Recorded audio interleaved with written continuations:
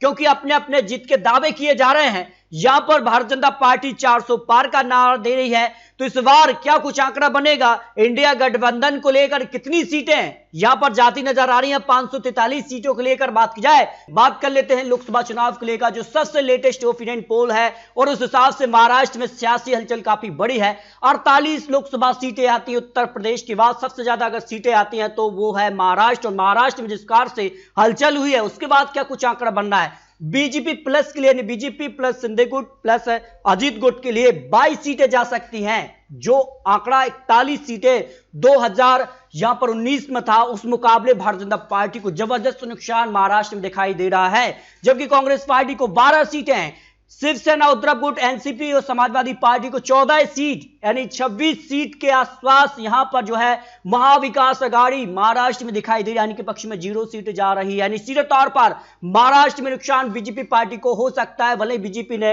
यहां पर गठबंधन किया, उसके बावजूद 2019 के मुकाबले नुकसान दिखाई दे रहा है। महाराष्ट्र के बाद अगर बात की जाए तो बिहार में भी काफी हलचल देखने को मिली है, कई बार यहां पर पलटी हुई है, लेकिन जिसका से क्या नीतीश कुमार की वापसी हुई है, लेकिन 2019 की सीटें क्या अब उनके पास वापस पहुंच पाएंगी, यह बड़ा सवाल है। 16 सीटों पर जेडीयू नीतीश कुमार ने जीत हासिल की थी, बीजेपी ने 17 में से 17 सीटें हासिल की थी, 40 में से 39 सीटों पर एनडीए ने जीत हासिल की थी। लेकिन इस बार आंकड़े कह रहे हैं कि बीजेपी को 32 सीटें जा सकती हैं, कांग्रेस को 1 सीट, आरजेडी प्लस लेफ्ट के लिए 7 सीटें जा रही हैं। एक के मुकाबले 7 सीटों का नुकसान यहां पर दिखाई दे रहा है बीजेपी के लिए, 7 सीटों का फायदा यहां पर महागठबंधन को दिखाई दे रहा है। नीतीश कुमार के यहां पर बीजेपी में शामिल होने से बीजेपी को फायदा या बिहार में मिल सकता है, नीतीश कुमार को नुकसान दिखाई दे रहा है। जबकि पश्चिम बंगाल की बात की जाए तो 42 लोकसभा सीटें पश्चिम बंगाल से भी आती हैं, और बीजेपी को 19 सीटें मिल रही है, यानी 1 सीट का फायदा मिल रहा है। 2019 में 18 सीटें मिली थी, लेकिन इस बार 1 सीट का फायदा मिल रहा है।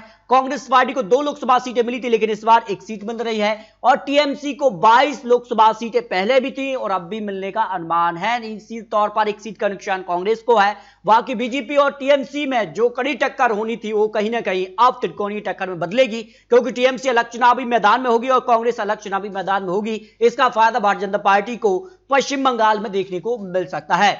जबकि अगर बात की जाए तो उत्तर प्रदेश सबसे महत्वपूर्ण माना जाता है, उत्तर प्रदेश को ही केंद्र को रास्ता माना जाता है कि यहीं से केंद्र का रास्ता होकर जाता है, और यहां पर बीजेपी और यहां पर जो है एनडीए में दल लाने का प्रयास कर रही है बीजेपी अपना दल।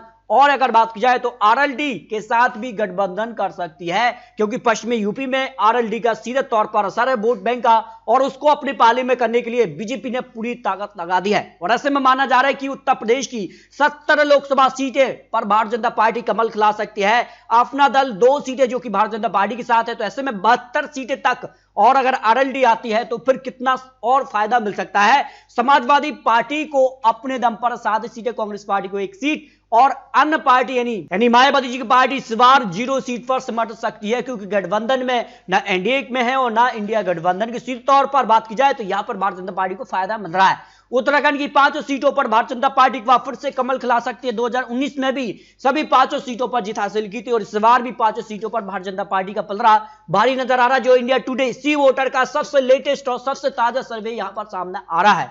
बात की जाए अगर यहां पर पंजाब की, तो पंजाब में भारतीय जनता पार्टी को नुकसान दिखाई दे रहा है। 0 सीट थी पहले 2019 में, और इस बार भी 0 से 2 सीट का अनुमान दिखाई दे रहा है। लेकिन माना जा रहा है कि भारतीय जनता पार्टी अकाली दल से यहां पर जो है गठबंधन कर सकती है, और अकाली दल से अगर गठबंधन होता है तो फिर कहीं ना कहीं 2 से 3 सीटों के आसपास यह आंकड़ा पहुंच सकता है। लेकिन कांग्रेस आम आदमी पार्टी में बात बन नहीं रही है, और अपने दम पर अगर चुनाव लड़ती है कांग्रेस पार्टी को 5 लोकसभा सीटें, आम आदमी पार्टी को 5 लोकसभा सीटें, यानी सीधे तौर पर कड़ी टक्कर कांग्रेस आम में दिखाई दे रही है। और अगर गठबंधन हो जाता है तो करीब 12 सीट तक यहां पर जो है गठबंधन कांग्रेस आम आदमी पार्टी का यहां पहुंच सकता है, जो अनुमान सबसे लेटेस्ट आंकड़े सामने आ रहा है। बात की जाए आंध्र प्रदेश की 25 लोकसभा सीटों पर, तो वाईएसआर कांग्रेस पार्टी को झटका लग सकता है, और यहां विधानसभा चुनाव में उनकी सरकार है, लेकिन इसका फायदा उनको मिल नहीं रहा है। और टीडीपी की बात की जाए तो यहां पर सीधे तौर पर 17 लोकसभा सीटों पर टीडीपी का पलड़ा भारी नजर आ रहा है। 14 सीटों का फायदा सीधे तौर पर टीडीपी को मिल रहा है, और 14 सीटों का नुकसान वाईएसआर कांग्रेस पार्टी को यहां पर देखने को मिल सकता है।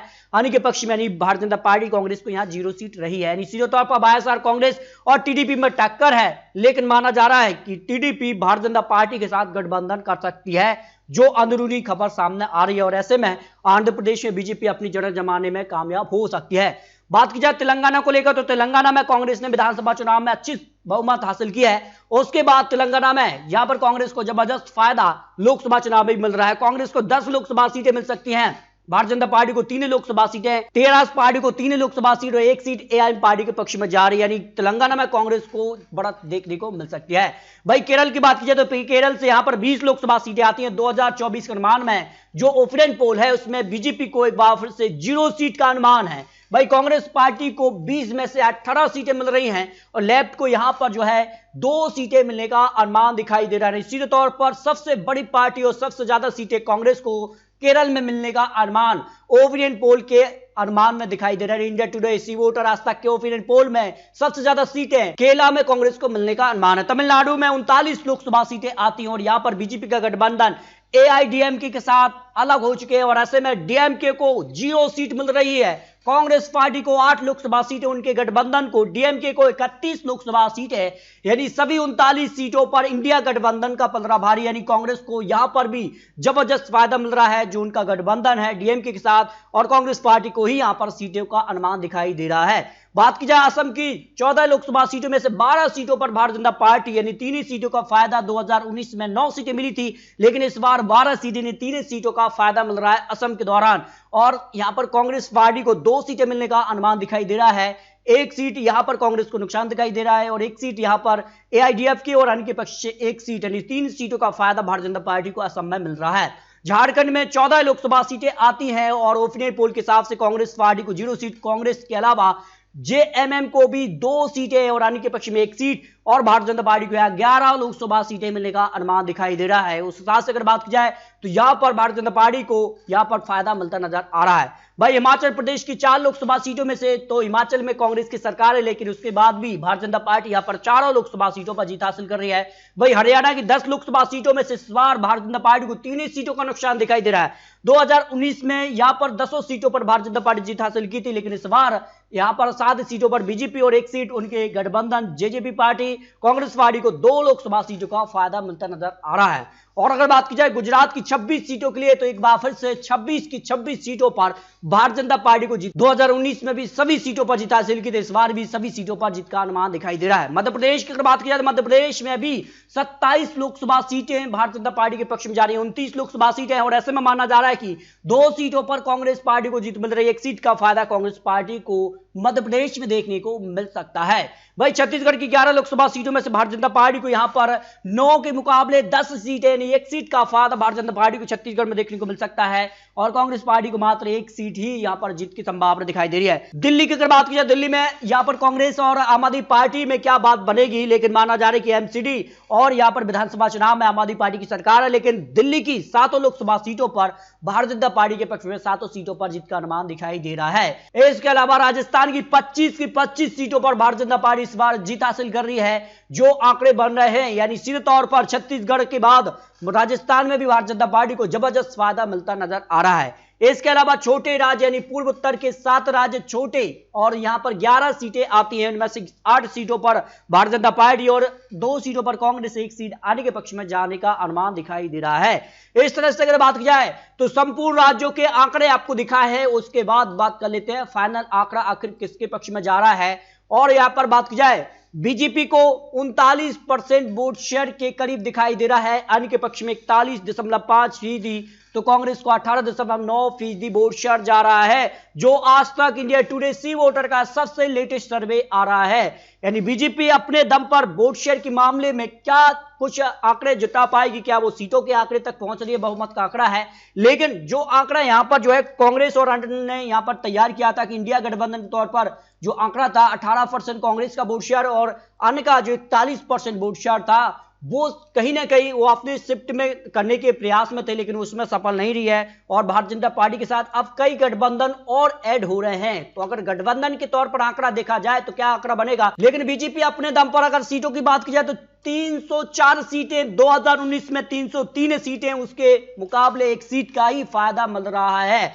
और अन्य की बात की जाए तो 168 सीटें अन्य के पक्ष में और कांग्रेस पार्टी को यहां पर 20 सीटों का फायदा मिलता नजर आ रहा है। लेकिन बात की जाए तो यहां पर जो 168 सीटें हैं वो कितनी शिफ्ट होंगी कांग्रेस की तरफ, और भारतीय जनता पार्टी की तरफ कितनी सीटें जाती हैं, यह महत्वपूर्ण है। उसके लिए देखिए फाइनल आंकड़ा जो यहां पर आज तक का सर्वे है, इंडिया टुडे सर्वे है, उसमें अगर एनडीए की बात की जाए तो फिर 335 सीटें एनडीए को मिल रही हैं और इंडिया गठबंधन को 166 सीटें और अन्य के पक्ष में 42 लोकसभा सीटें जा रही हैं। उस हिसाब से अगर बात की जाए तो फिर जो बहुमत का आंकड़ा 272 सीटें हैं वो बीजेपी अपने दम पर भी हासिल कर रही है और इंडिया गठबंधन को यहां पर जो बहुमत का आंकड़ा है वो काफी पीछे नजर आ रहा है।